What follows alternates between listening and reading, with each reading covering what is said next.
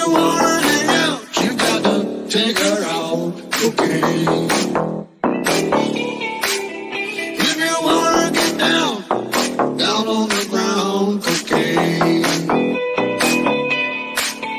Don't lie, don't lie, don't lie, don't lie.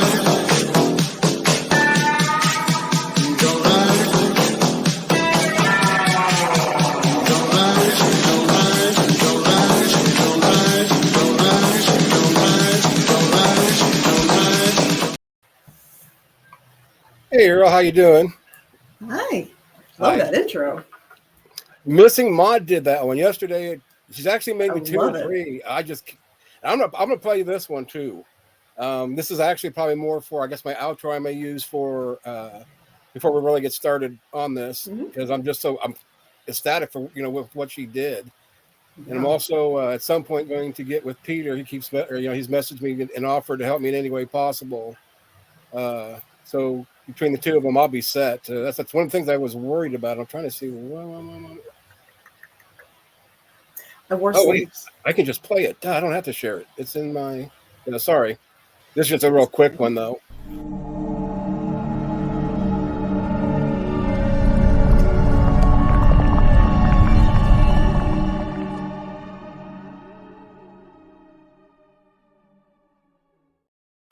So yeah,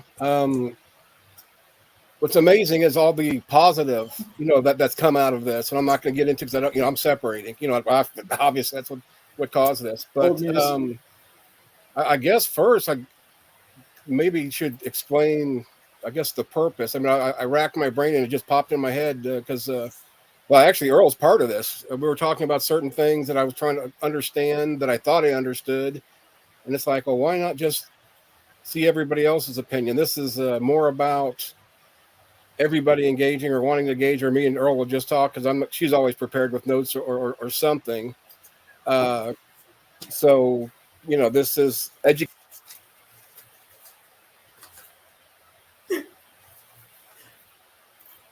Azo, honey, where did you go? Well, this is awkward. Hi, Spooky. How you doing? Okay. I guess I'm going to learn. Watch where your cursor is when you go to grab it and hit the right click. It's right at the top. I was like, he hit a button. Now I'm trying to get comments are right next to the end. The stream thing is like, I'm an idiot. We're getting ready to tell everybody that this stream is teaching old man new tricks. And there you go. Thank you. Yes, and this is why Earl's here, at least for tonight. She is, always an open offer for her to get on stage, and other people too. But since this is the first one, and I'm going solo. Hey, Spooky, thanks for coming. You're welcome, Spooky. Yeah, I just want to make sure I got that out when I did. But I'm still trying to set things up, and I've done. What happened to my banners? I swear I made banners. I'm mad. Anyway, I guess I'll make them again later, because I had my email in there, and no, I did got it. Sorry, I'm just so used to the different channels and the way they were set up. But yeah, that's all stuff. God, I did Tuesday wrong. It's a new day. It's Tuss. So I guess I will fix that one. And I thought I had a few more seconds to do this before I started the intro, and I guess I didn't get my email. Work out the kinks. Here we go. I got it. Yeah, I'm gonna try it just to see what it looks like. Look at Jack Black Trivia. That's the email. If anybody wants to get a hold of me, I will put it in the description once I. Well, I guess I do know how to do that. How to do that too. I know how to do that. It's just like it's weird. It's kind of like riding the bike the first time by yourself. You've done it with somebody you think is holding it, and they never really do towards the end when they think you're ready. And then all of a sudden you're on your own. So this is trial and error, and I didn't think of the couple of times that Justin has had to had an emergency or something and I had to run the show, like the first thing is like, well, it's like when I was doing a certain stream and somebody lost power and I had to do Mark Reed at like 10 o'clock or 9 o'clock, whatever it was in the morning. And I'm not a morning person, and I kicked ass, and I knew it. Once I got started, I felt comfortable. And basically, I learned from many people that, hey, you don't have to so much dominate the conversation. Let them run it, tell their story. And then if, questions or airspace needs to be filled, you fill it. Yeah. That's where I do not shine, is that airspace filling stuff.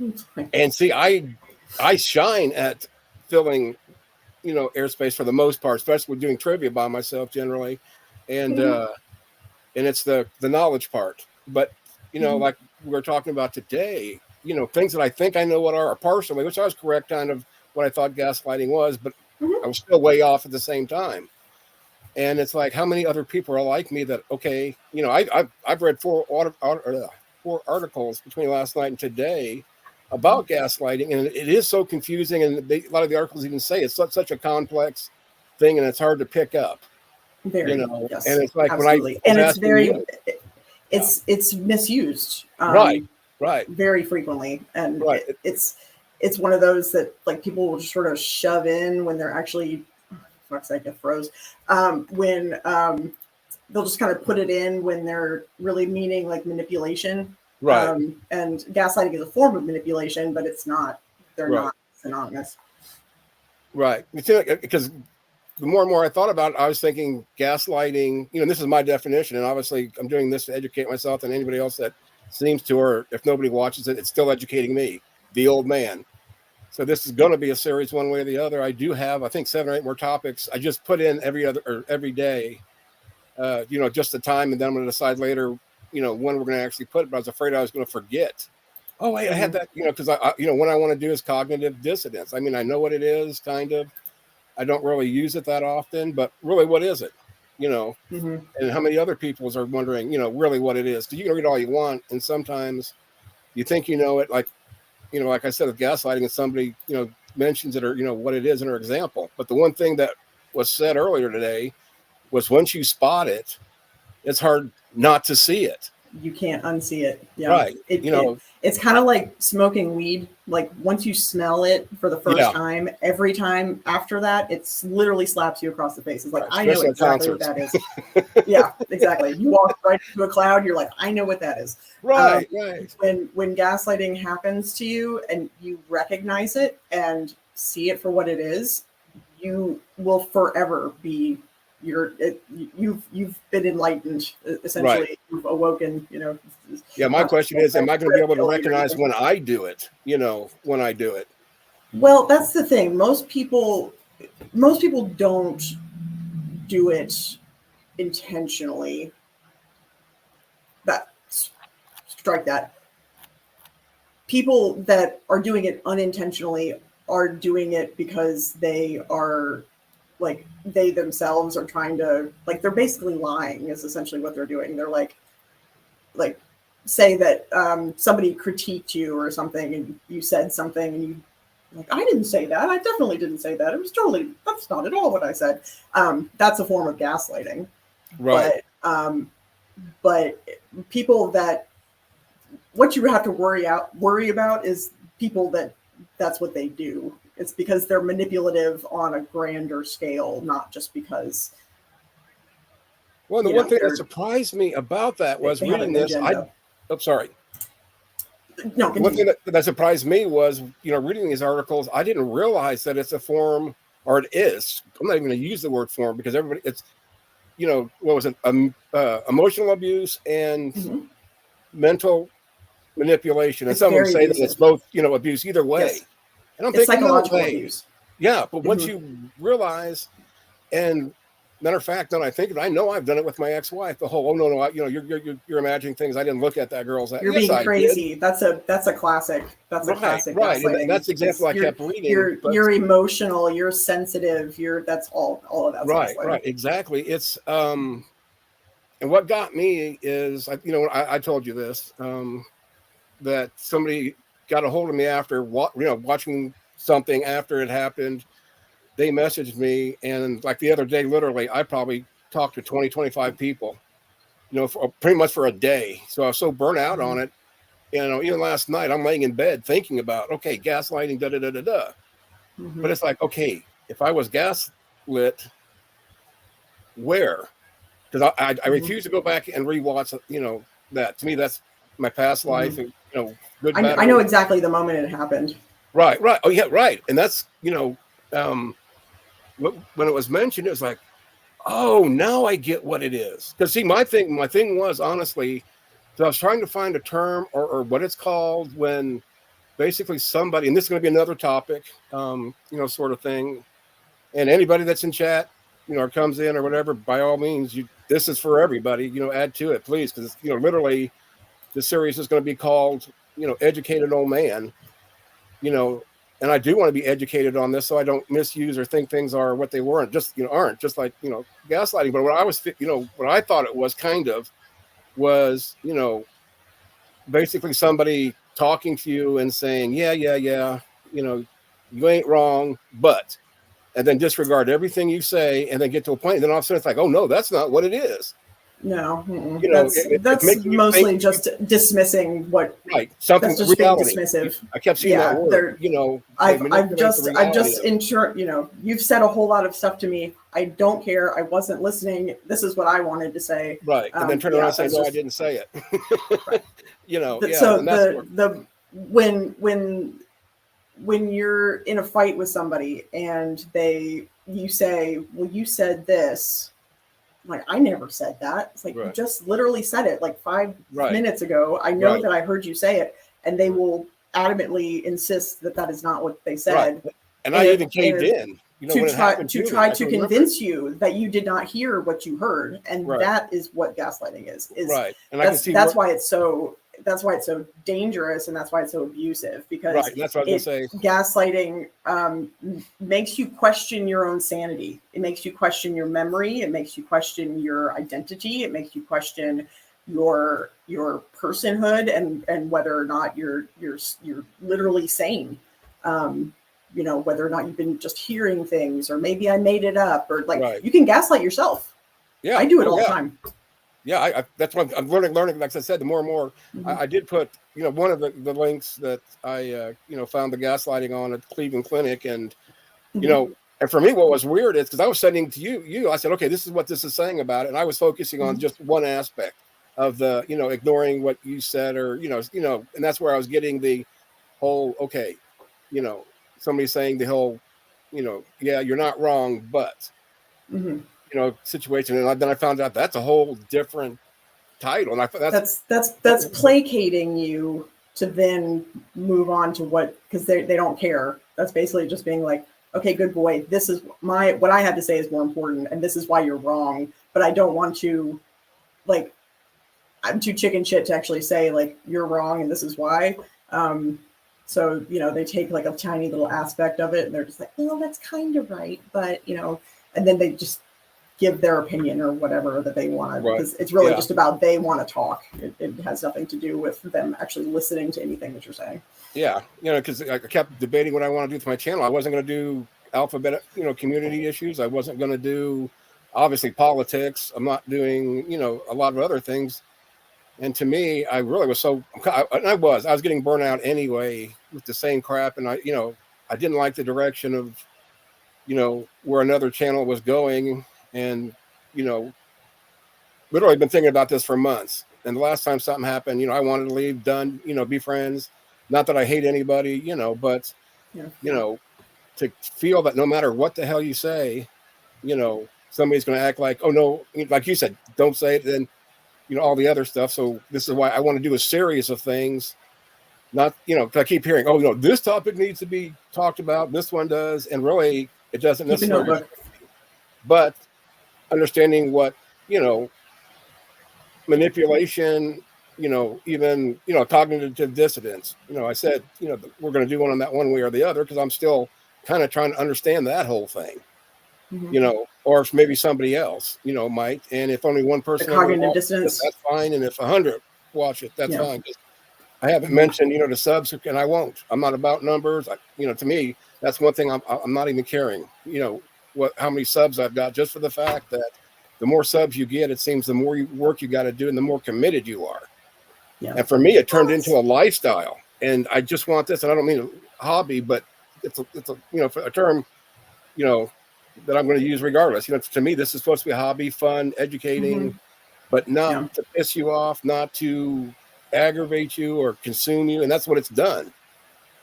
Justin has always said that the moment that it stops being fun is the moment that we need to stop. Right. And for me, and what's funny is it hasn't been fun for me for a while, except I did a response video with somebody and it was fun. It's like, I talked about this, two buddies talking about something and just, that was a good one. Yeah, I loved it. But really, that was the first one. Even the next one we started to do, about, and it was basically trans hate. Once we did it, pretty much it was decided, oh God, this is too dirty, this is too nasty, and didn't release it, sort of thing. Once I got to thinking about, that's really the best thing, and plus not to platform a bigot. And of course, I'm a bigot, so I'll take the title. Evidently, yeah. No, and it's like, and I'm really, and what's sad is, I said I wasn't going to talk about this, but I'm going to just shortly, then I'm done. When I realized there was a problem with what's going on the other night, what went on, I got heated. It woke my mom up. She came in. I'm shut the door. After the stream was supposedly accidentally, shut down, I got up to get something to drink, and my mom came in to get something to drink or go to the bathroom, whatever it was. And basically, her words were, "I can't believe you allow anybody to talk to you that way, and then try to tell you what to believe, how to believe it, and why to believe it." Or not even why, and there was no why. It was just, there's something there you can use. Why not use it? Yada, yada, yada. So, it's like I'm educating myself, other things, and I hope I don't do, which I will. I'm an old guy. I got, tongue slips. I'm going to misgender people. I'm going to do, or not misgender. Yeah, I mean, the pronoun things. And I'm breaking myself with that feeling I get when I accidentally slip, because every time I do it, I mean, if you go back, which I deleted all, because I love, keeping track of how many, shows I've been on, this, that, and the other, and had it all on my playlist. And I went back and deleted everything just to get a clean slate, except like Nara's channel and somebody else's, and or a few other ones, just to separate myself. But anyway, if you go back on those videos, you'll see me many times. This person, she did, or he did. Usually a he, and it's a she thing. And before you have a chance to even try to correct yourself, even though I'm already pissed at myself because I said it, you see in the chat, the little birdies. Pronouns are she, they, or whatever it is. And I'm not trying to minimize that, but people slip the tongue all the time. It's like people make issues of it. But anyway, so I'm really excited about this. It may fail. Like I said, it might only a few people. Really, honestly, I think this is an excellent idea. I think that it will gain some popularity because there are tons of topics that are used in our everyday vernacular that people go, I know that word, but I have no idea, or people use it in the wrong context, and so they get the wrong misconception about what the term actually is, or concept, or whatever it is. And so there's tons of people out there that interact with different words and phrases and actions and don't know what it is they're seeing, but they either don't know how to ask, or they are too embarrassed to ask. Or too proud. That's my thing. I don't want to look like an idiot and say, okay, by the way. So that's why I like the last few days I've been looking up words. Yeah, I've been looking up words just like, wait a second. Because, it's like, I got the page, and I sent it to you just for an example. And this is what, was screwing me up with just certain areas. Hold on, I should have highlighted this. I'm so unprepared, but 10 minutes before we're supposed to, actually 15, Mom comes home with a Walmart order, and I've got to go out there and unload $300 or $400 worth of food, before I can do this, because she can't carry it in. She's 100 years old. I should probably just go to DC where I cut and paste it.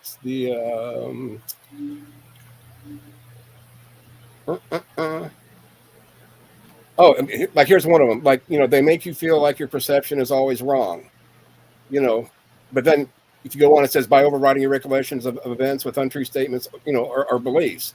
So that's where I was getting my idea. And then even further until I, started talking to people, I even, got a hold of Mark Stoney. We don't agree, religiously by any means, but he's an intelligent guy. I wanted a unbiased opinion on the outside, and not that he, and I didn't even talk about how and why we got to this point, and he kept, was talking about his ex-wife and what she would do and da-da-da-da-da. And it's like, oh, that makes so much sense, and that's kind of where it's like, man, I just need to, to do this. Well, and I wanted to address what Spooky said, that I've told Azo twice now, what gaslighting is. You can tell somebody all day long, but they won't know it until they see it.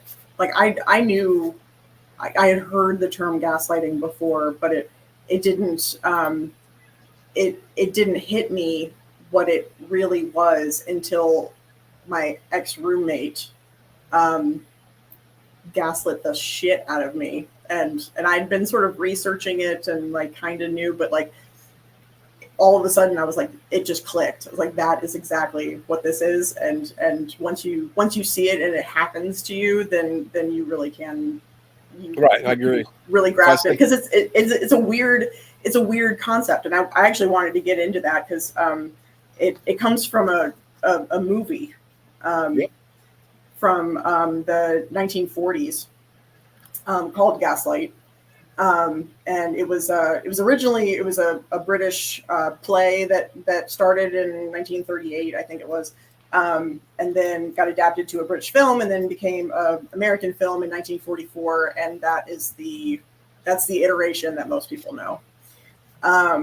So it's set in this Victorian era, like 1875,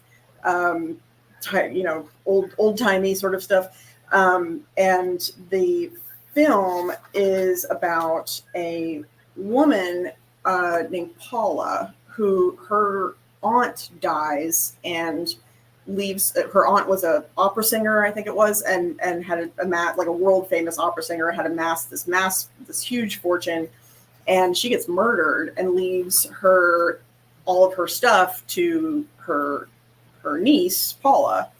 So Paula's, got all this money now. And then she meets this guy, Gregory, and they have this whirlwind romance where, they've known each other for 2 weeks and then they get married, which never ends up well. And so the point of the film is that this guy, her now husband, is trying to convince her that she's insane so that he can gain access to her fortune. So they've moved into the townhouse of the aunt that died. And so the Gregory is like running all over the place. He's in the attic. He's trying to find her lost jewels, he's rummaging through stuff, and she's hearing all these noises in the attic, and he's telling her like, oh, it's a figment of your imagination. You don't hear anything. And then back in the Victorian era, they had gas lights where they actually had gas powered illumination, it was little lamps that would sit on the walls, like sconces. Yeah. And every time that he went up to the attic to look for this trove of jewels that this aunt left, every time he goes to turn on the attic lights, it dims the lights downstairs. And so the wife, Paula, is seeing this, and it's driving her insane because she can't figure out why the lights are going down. She's hearing all these noises. Gregory then tries to convince her that she's a kleptomaniac, that, because she's misplacing things, and that she's, stealing stuff, and that she's like forgetful, and that, so he's just one thing after another. But basically he's trying to convince her that she's completely lost her sanity, so that she'll then go into an insane asylum, and then he can get full control over her estate. Right. And so that's and just to wrap it up, because I doubt anybody will watch this at some point, but like the husband, he gets a maid, Nancy, and he's hitting on her, and then trying to, tell Paula that none of this is happening. So then she's getting all, she's feeling insecure because she's seeing this, but he's denying that it's happening. Which, fun fact, that was Angela Lansbury's very first movie role. Really? Was I love her. She was. Me too. God, I cried and cried when she died. Yep. Murder, She Wrote was my very favorite show of all time.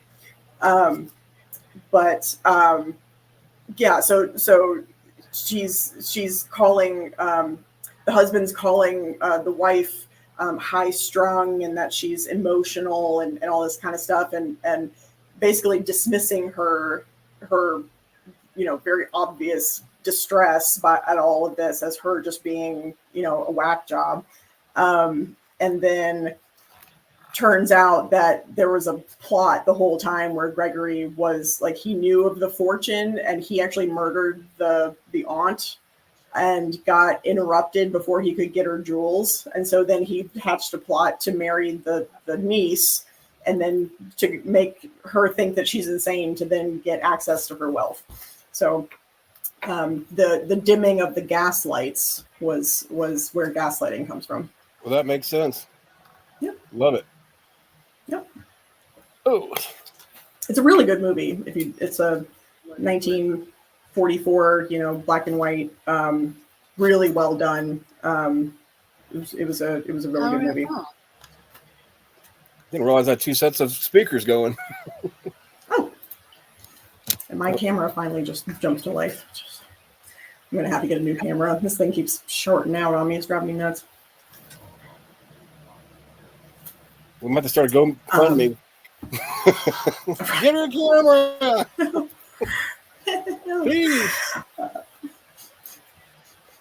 Oh crap! So, as I was saying before, like with the maid making Paula feel insecure, that's one of the biggest psychological effects of gaslighting, is that it makes you doubt yourself in a way that is very it kind of breaks your sense of self and your ego, because you don't trust yourself to make decisions. Right, you question anymore. Everything.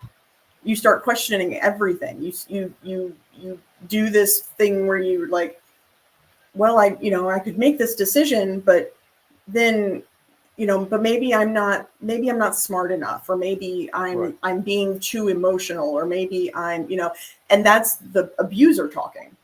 Right. So the abuser has now infiltrated your own mind, and you become dependent on the abuser because they are seen as the person that knows all the things and can fix all the things and is the steady, rock in the relationship. When really what they're doing is making you think that you are not competent. Right. And that you're wrong in every argument. That's one thing I kept reading. And that's why I was thinking, what was going on, the other day was gaslighting until I read it. And it's like, no, that's just the end result, basically, of the abuse / manipulation. Right. Mm-hmm. So the victim ends up being very confused.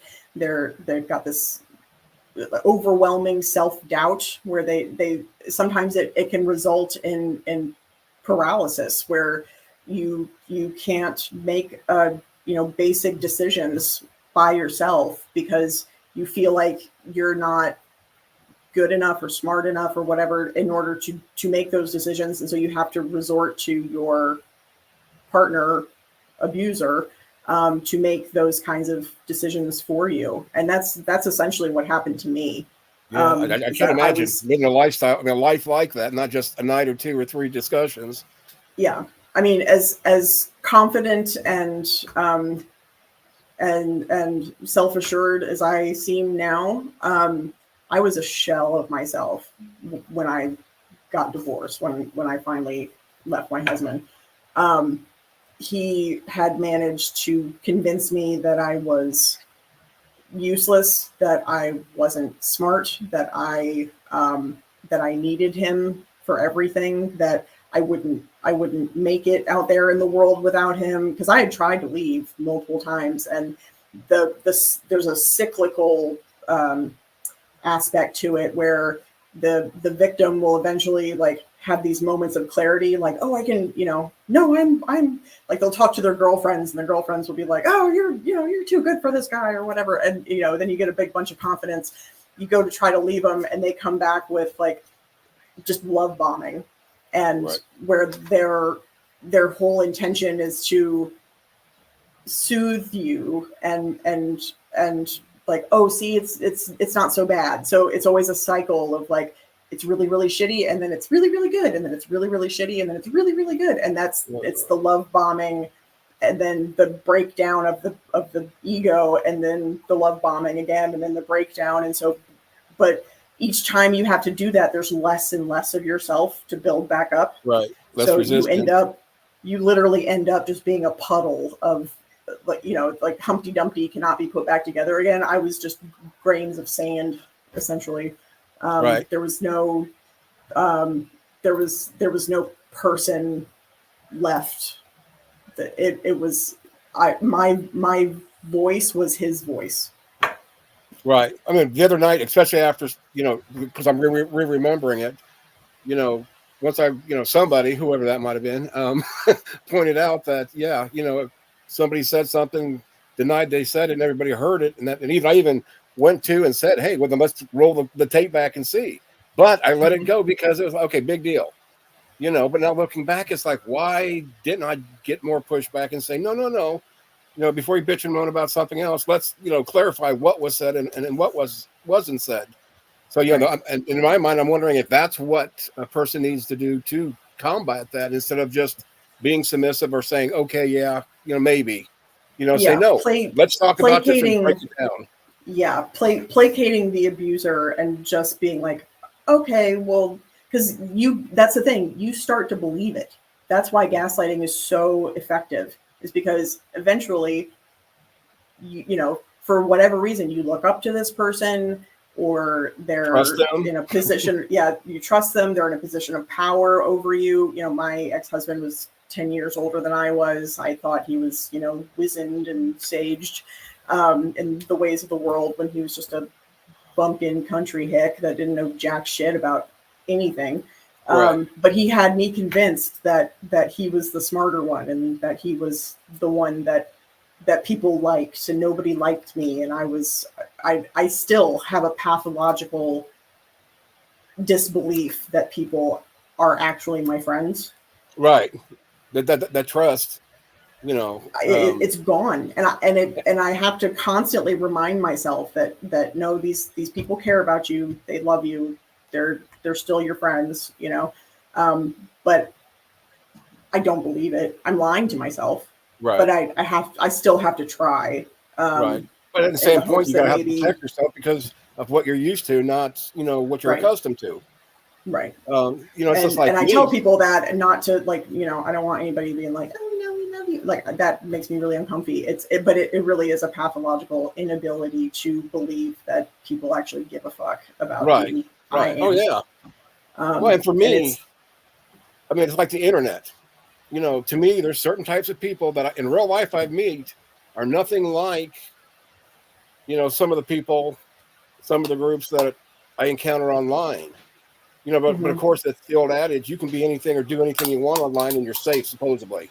It's that internet courage. Yeah, keyboard warriors. Yeah, but for me though, I spent last night, just rerunning everything that went through my mind, which to me is nuts in itself. Once again, questioning and then trying to figure out what was said. But now it's like I've lost trust. At least for one person. But it goes, well, and sometimes, and you also have to understand that a lot of people do that for self-preservation, because they themselves don't want to admit that they fucked up. Right. So it's not always like with my ex-husband. That was a situation where he was legitimately trying to hurt me as a human. In a lot of situations, like the one that you were in, the hurt is not intentional. It's purely their own selfish need to save face. Essentially, that's what they're doing. So they're trying to convince you that didn't actually happen, so that they don't look like the asshole. Right. Or that they were And so wrong, but it's not always that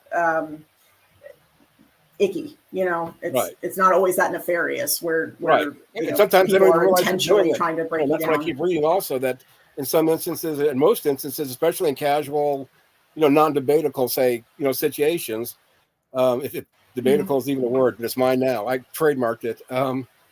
That they don't do it to necessarily be offensive. Maybe they are trying to be helpful, but it definitely is that, no matter what goes on in the middle of that, you're going to say, no, no, no, that wasn't said or it wasn't done. And that keeps going through my mind, just like, oh my gosh, you said, once you see it, Yeah. you don't unsee it. Yeah. And the trick is, to not make it where it isn't.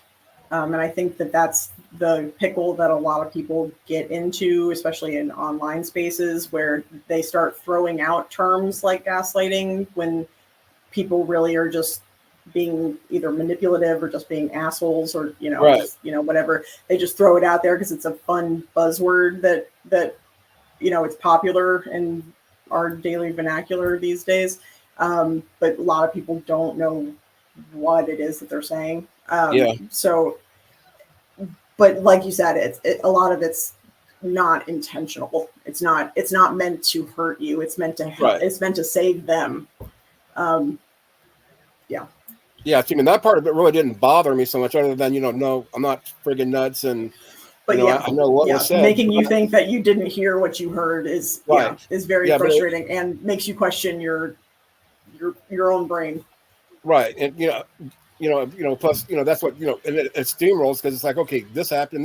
What about this? Like I was saying, no matter what I said, no matter how I explained it, everything I said was dismissed, didn't matter. This is the way it is, whether you like it or not, not just by one person, obviously, but anyway. And it's like, no, I'm allowed to have my feelings, or now I see that, the gaslighting, if somebody does that, I'm allowed to say, no, that didn't happen. Let's go back and rehash it, especially online. Yeah. And the only thing is, as long as you're safe to do so, I say this as a disclaimer, because in a lot of instances, like in the movie, the wife confronts the husband with a letter that she finds, and it turns out that the letter was from her husband to the aunt, but he was trying to make her believe that it wasn't, because she didn't know, because it was from a different person, a different name was on it. But he tried to convince her that, it didn't even exist, but he got furious and was really angry and violent with her in response to her questioning his dodginess. She's seeing like, oh, this isn't right, and her questioning invoked a reaction in him, which the reason for that is it's distraction. So they'll puff up and get angry and violent, and then you forget what it was that was, what the problem was, and then they love bomb you again. Right. Yeah, I can see how that would apply so much with people who cheat a lot or are even cheating, trying to cover their ass. Oh, just like I said, when I read that, the one example they had is, a guy looked at, some of the girl's ass, and then she said, what was that all about on the drive home, which is on that, it's not like I'm, making this up. This is already what I read. So the examples I'm going by, but, making her feel like, no, you're imagining it, yada, yada, yada. And it's like, oh my gosh.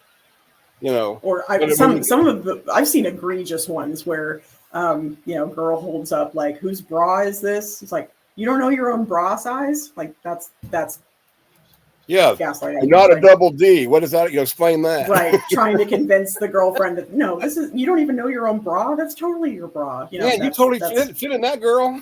Yeah, exactly. And she's going, did I buy this maybe on sale? And that's her. Or the thongs under the front seat of the car. She don't wear thongs, but these are yours, honey. I know they are. Exactly. Yeah. So it's like, no, trying to convince you that you don't know what you know. The whole thong thing. So you're screwed. But then all of a sudden you're convinced. Yeah, I do wear thongs. Start shopping for them. Hey. Right. Yeah. And it can change you in that way, that you'll suddenly think, oh, maybe I do like that. maybe I just forgot. Maybe I forgot that I liked that thing. And then you're adopting a thing that you never even like gave a shit about. Right. But because it was insinuated to you that no, this is totally yours. You love this shit. And these are mine. I just forgot I won them. They're dirty. Of course they're mine. Of course they're mine. Yeah, exactly. I just happened to bring it out here because I was checking the oil. I had nothing to wipe the dipstick off with, and that's what I used. Ew. Oh Lord. Yeah, that's a pretty egregious right example. I kill myself. This is funny. So I was talking about just don't work. Nine times out of 10, it's not nefarious. It's literally somebody just trying to save their own ass, and trying to convince you that no, that didn't happen. That nothing to see here. I did nothing wrong. It's purely I don't have long blonde hair and you're ginger. Right. That kind of baby. Right. That kind of gaslighting is intentional to be hurtful and to psychologically fuck with the person, that to make them question their own mind. And that's I do that anyway. It's really without the gaslighting. I don't need any help. Yeah, maybe that'll be the next topic after I get through these 7 or 8 that I've come up with is, old timers. I got it. Because that's one thing that does drive me nuts, though. Forgetting and to be like, and then I keep notebooks everywhere. Yeah, and I need to. I've got one here, and there's another one over there. Right. There's a couple of my. I keep. That's like, why can't you say a simple, term like 57 letters? It's like, excuse me, I'm on chemo. It's a legit thing, and yada yada yada.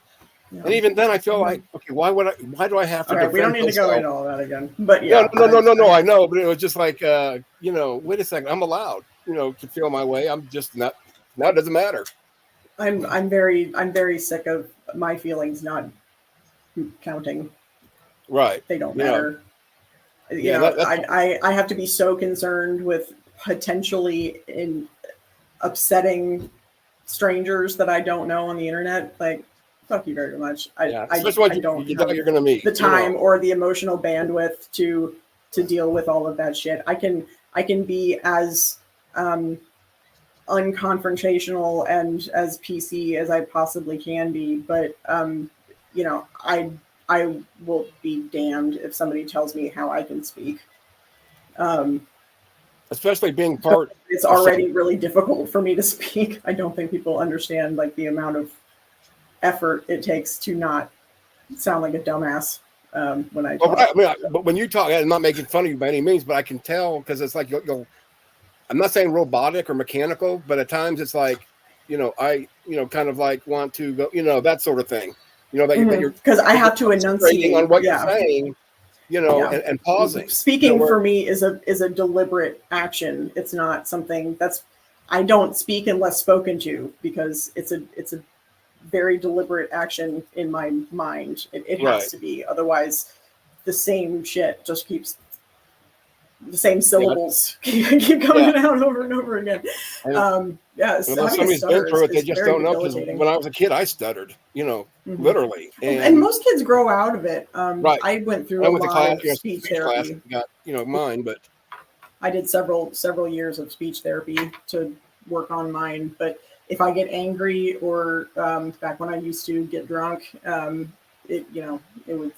I marijuana can't do it at all because nothing will come out. I get completely mute when I smoke.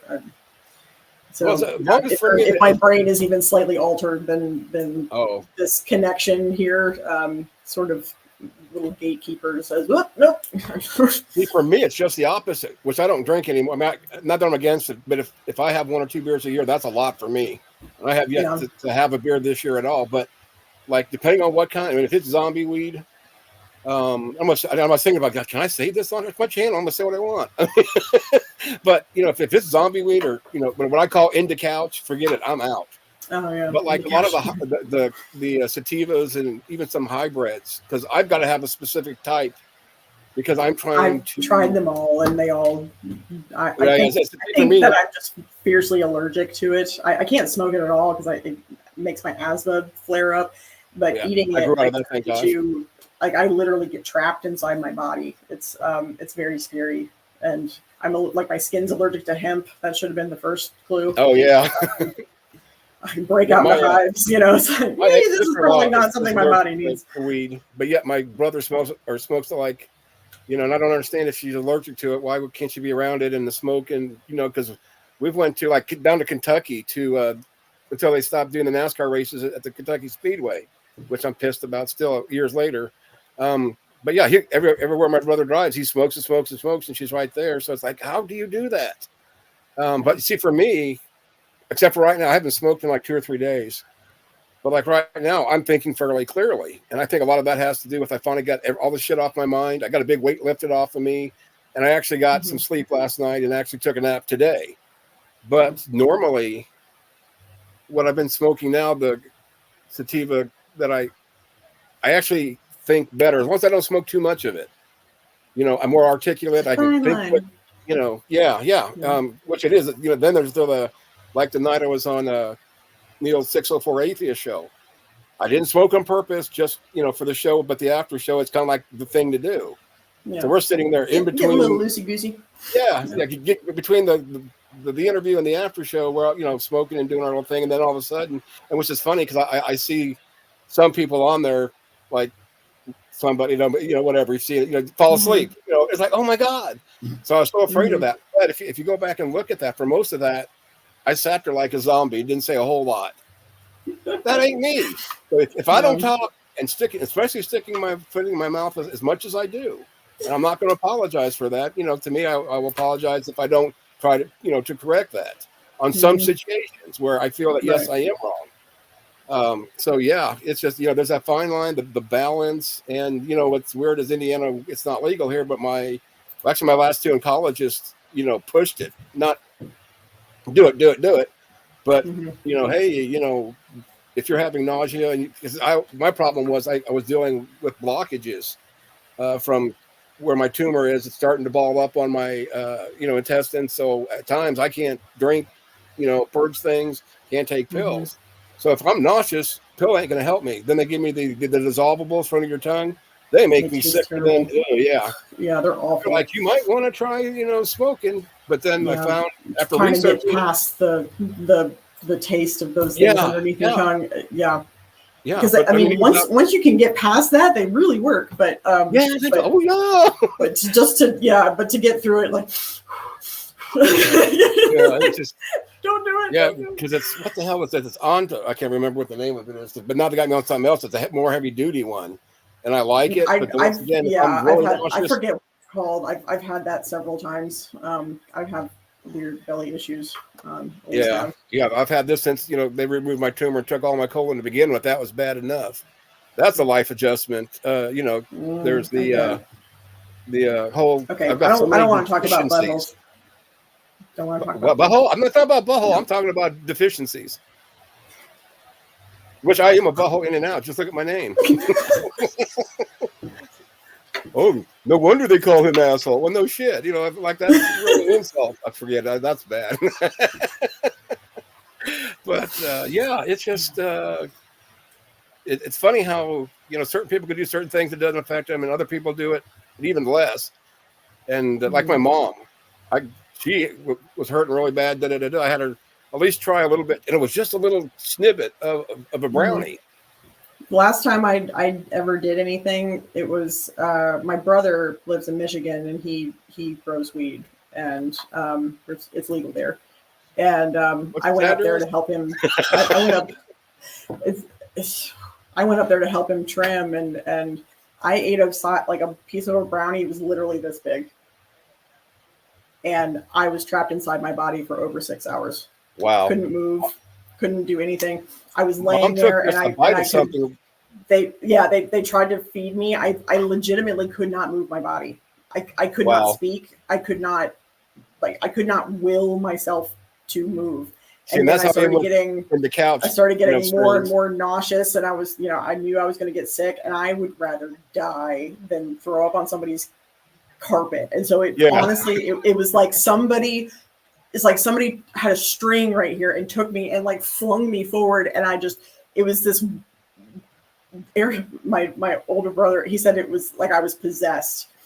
I just went like this and just lurched up out of and ran to the bathroom, and then upchucked, and then kind of like, did one of these back, and then was still sat back down on the couch, and then was still like couldn't really move at all for another couple of hours, and then it did it again, and same thing. It was like somebody had pulled a string. Yeah. And then after that, I could will my muscles back to life. But yeah, it was I couldn't talk. They kept trying to ask me questions, and I could only do the barest of like moving my head back and forth was all that I had. There was nothing else that I could do. I get bad, it was but really I'm uncomfy. Well, so like if we have a conversation and I'm that in the couch, I answer questions, but it's usually 10 minutes because I'm sitting there. It's like, but no, my brain was fine. They asked me something, and what was it? And it's like, and they're talking about apples, and all of a sudden, oh yeah, it was oranges. And it's like, what are you talking about? And then you realize, the really freaky thing is that so all of that's going on. You would think that my brain would be like maybe I'm drunk or something like that. Oh no.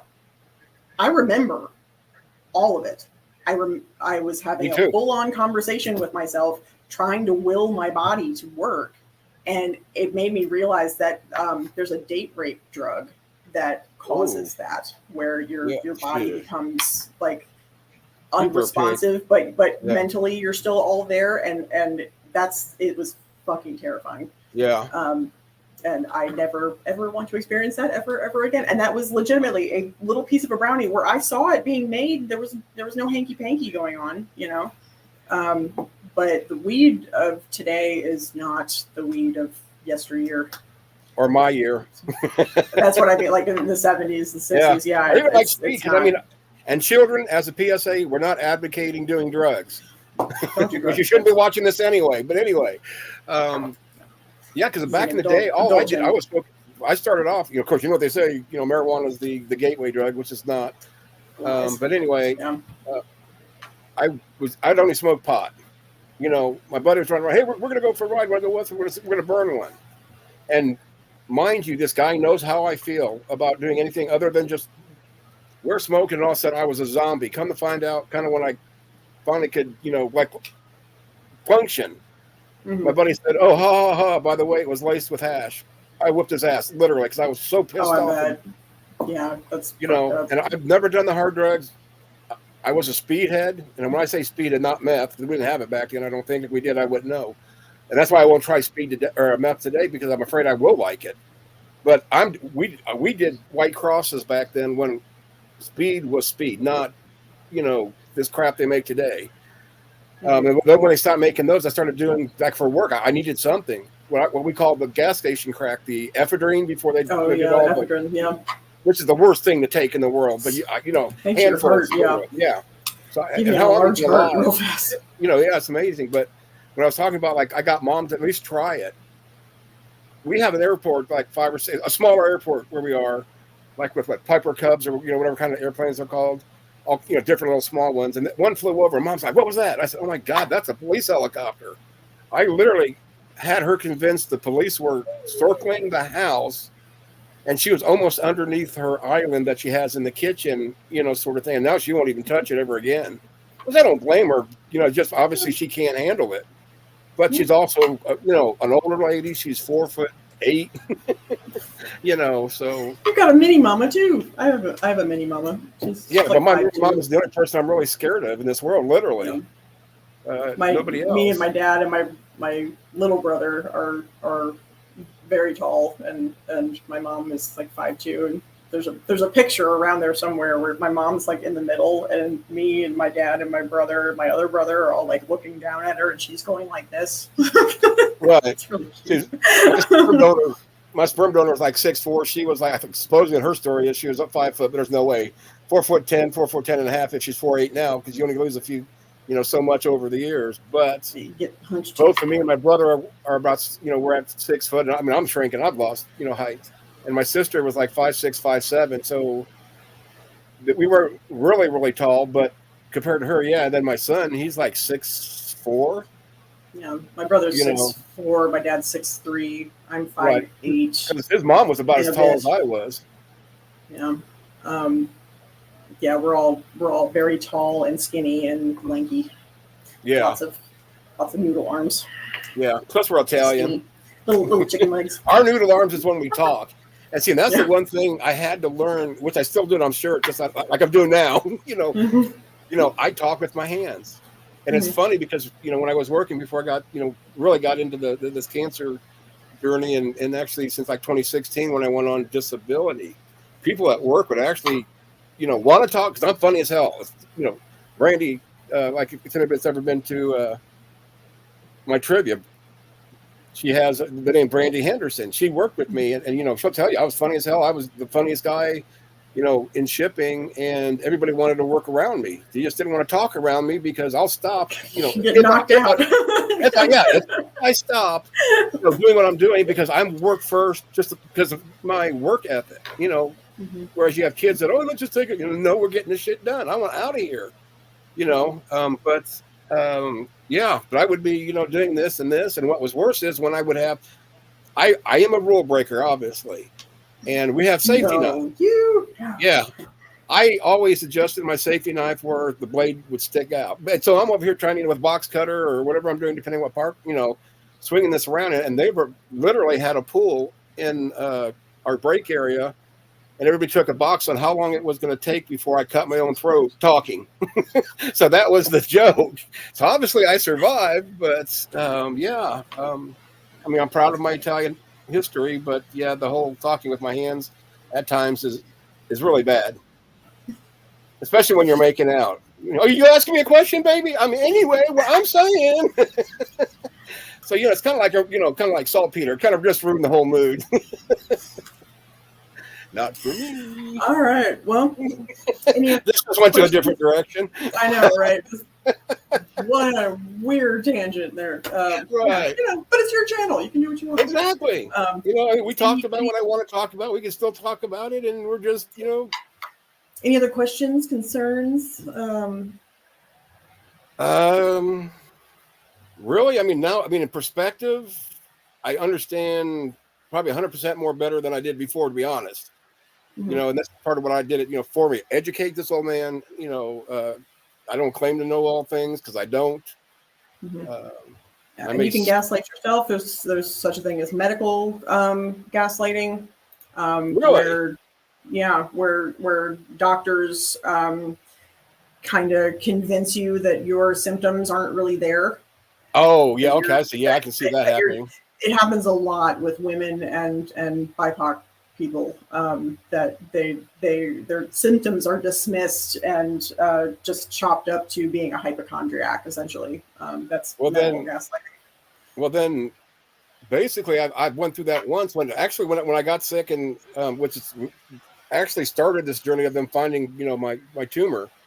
Was I went into the ER. To say that, I'm sure that it probably happened to you because it is a pretty ubiquitous thing that happens, that people are like, no, really, something's wrong. And, the doctor's like, oh, no, it's fine. It's all in your head. And then you're like, no, really, something's really, really wrong.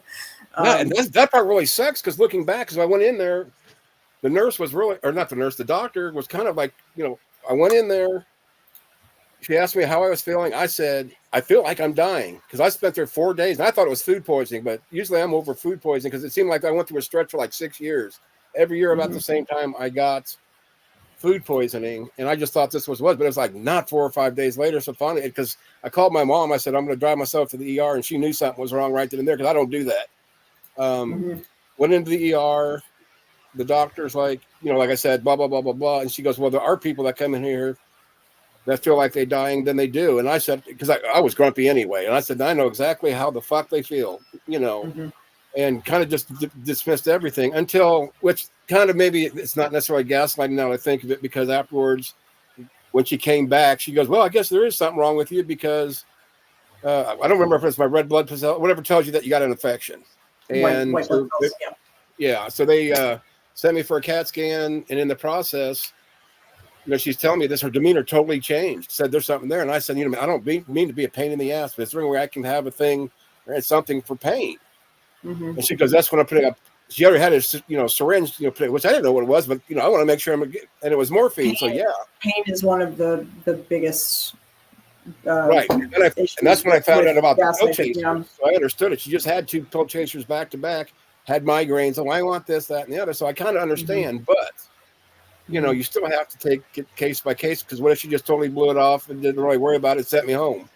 Because what ended up happening, it's and I'm even still diagnosed with reoccurring acute pancreatitis. But I was passing whichever stone you do when you have pancreatitis, and she goes, "I can't believe you've it took you this long to get in." And I said, "Hence why I told you I felt like I was dying, and I understand what they were dying." Hey, Reach, how you doing, buddy? Yeah, we were like talking about gaslighting at first, and I mean we can talk about it still if you would like to add, because I mean I'm sure there's a lot more that could be said. And really, we're just the only other thing that I'll say is that self gaslighting is also very common, which happens when you've been gaslit so hard that you don't trust yourself anymore.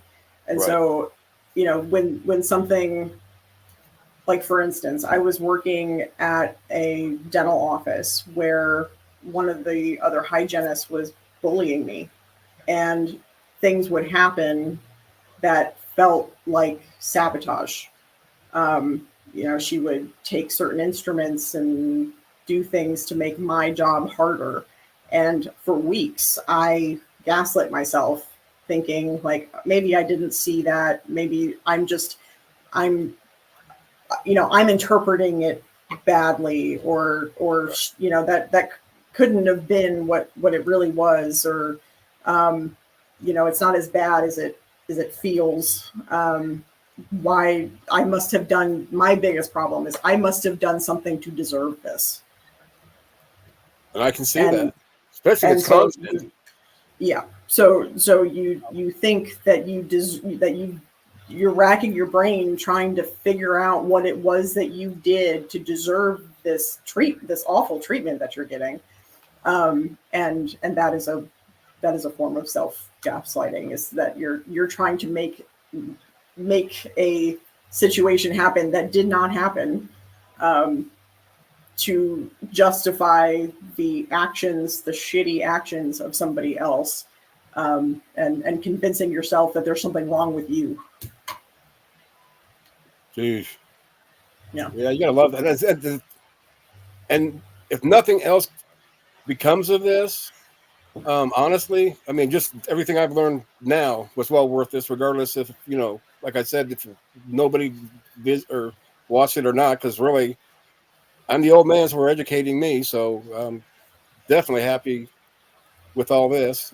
Plus, it's kind of nice to do something that I really care about, that hits the, I guess, things that are important to me, without feeling that, oh my gosh, you're taking it away, from other topics that I really don't necessarily care about it. And I'm just talking about like politics, Yeah, get to explore things that you've been confused about, or heard a thing and was like, what's that about? Right. Yeah, I think this is a fabulous idea. I think it would be very educational. I think lots of people would get a lot out of it, and I'm here for the party. Let's go. Let's party. Yeah, this is the first one. I just got to figure out, because I think I said this beginning. This has been an hour ago. I can't remember what we said 10 minutes ago. But I just got to figure out if I'm going to do this maybe a once a week thing. I think jumping into it and doing like 7 or 8 days in a row, like I've got a schedule, which, like I said, that's just tentative, just to get them out there, and I'd go back and change it, when I got a chance. But now I'm really excited about, learning more and more about this stuff. I almost thought about doing some of the philosophical things, but nah, I just don't know if I could deal with that. That, or like the philosophy shit. Philosophy is very dense. Yeah, or pre-supping even. And this is where this all come up. And it's like, the more and more I read, there's more and more topics I can keep adding and adding and adding. Whether it's a 5 or 10 or 20 video series on educating the show man.